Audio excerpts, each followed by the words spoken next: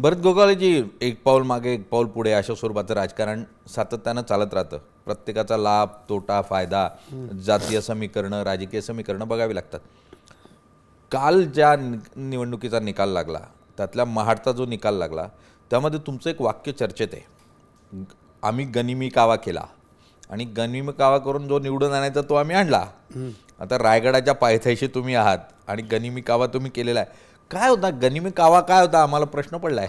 आम्ही ज्या पुण्य आणि पावनभूमीमध्ये राहतो, हां, छत्रपती शिवाजी महाराजांच्या, बरं, त्यांचं ज्या वेळेला राजाने पाहिलं की आपल्याला कुठं पाठीपुढं सरकायचं आहे आणि कसं गनिमी काव्याने सामोरं जायचं आहे, ह्याच्यातल्या काही युद्धनीती होत्या त्या मी इतिहासामध्ये वाचलेल्या होत्या. आणि गेल्या अनेक वर्ष आम्ही राजकारणामध्ये आहोत. म्हणजे अगदी सांगायचं तुम्हाला झालंच तर मी माझ्या गावचा पिंपळवाडी गाव आहे, कांगोरेगडाच्या पायथ्याशी आणि डोंगराळ भागातला गाव आहे. त्याचं पहिलं मला गाववाल्याने बिनविरोध सरपंच केला. त्यानंतर पंचायत समितीला पहिला मला अपक्ष सदस्य म्हणून माझ्या भागातल्या लोकांनी निवडून दिला. त्यावेळेला मी काँग्रेसचं काम करत होतो. म्हणजे तिकडचा पगडाच होता काँग्रेसवासियांचा. आणि मी अपक्ष, मला तिकीट नाही दिली, मला अपक्ष लोकांनी उभं करून निवडून दिलं.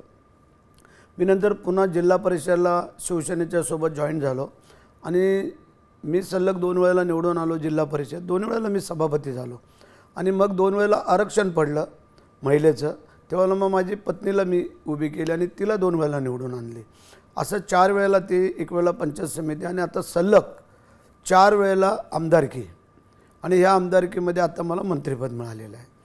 त्याच्यामुळे मी ग्रामीण भागातला, तळागाळातला कार्यकर्ता आहे आणि शिवाजी महाराजांच्या पुण्य आणि पावनभूमीमध्ये राहणारा, तिकडं पोलादपूरला तानाजी मालुसरांची भूमी, स्वामी समर्थ, चौदार तळं असा माझ्याकडं भाग आहे. जिजाऊ माँसाहेबांची समाधी, राजांची पण समाधी आणि अशा या पवित्र ठिकाणी मी राहतो आहे.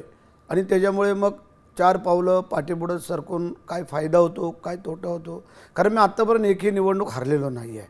आणि म्हणून करता मी तो शब्द वापरला. त्याचं कारण की सगळ्याच लढाया ताकदीने नाही जिंकता आल्या. मग कधीकधी राजाने तह पण केला आणि मग काही वेळेला गनिमी काव्याने अफजल खानासारख्याचा कोतळा काढून जगाला दाखवून दिलं की एवढ्या बलाढ्य माणसाला गनिमी काव्याने कसं झेललं. आणि त्या युद्धनीतीप्रमाणे आता हे बाकीचे आमच्यासमोर थोडे मोठे माणसं होती म्हणून आम्ही थोडं गनिमी काव्याच्या पद्धतीने चालून. अफजल खान कोण? नाही, अफजल खान इतिहास जमा झालेला आहे. आता आम्ही कोणाला तसं नाव ठेवणार नाही, पण ठीक आहे. आता राजकारणामध्ये हे कोणी नावं ठेवतं, काय ठेवतं, पण आत्ताची ती वेळ नाही आहे. कारण आम्हाला परत पुढं मुंबई महानगरपालिका, त्यानंतर जिल्हा परिषद, पंचायत समित्या पण करायच्या आहेत. हे बघा, आमची पद्धत आहे की गरिबी आली म्हणून लाजायचं नाही आणि श्रीमंती आली म्हणून माजायचं नाही. त्या उक्तीप्रमाणे विजय मिळाला म्हणून उन्माद कधी दाखवायचा नाही आणि हरलो म्हणून कधी दुःखी व्हायचं नाही आहे. नवीन जोमाने पण आम्ही आत्तापर्यंत कधी हरलो नसल्यामुळे आम्हाला कधी तसं काय वाटलं नाही. आणि आम्ही आत्तापर्यंत प्रत्येक निवडणुकीला आम्ही गुलाल उधळतच चालवलं. त्याचं कारण आम्ही प्रामाणिकपणे काम करतो. आणि असं म्हटलं गेलेलं आहे, जर तुमची नियत आणि नीतिमत्ता चांगली असेल तर मग तुम्हाला काही अडचण येत नाही आहे. आणि ते आम्ही राखलेलं आहे. मी लोकांना नेहमी सांगत आलेलो आहे की माणसाचं घर मोठं असण्यापेक्षा माणसाचं मन मोठं असावं लागतं. नाही तर घर मोठं आहे आणि मन खोटं आहे तर त्याला काय अर्थ नाही आहे.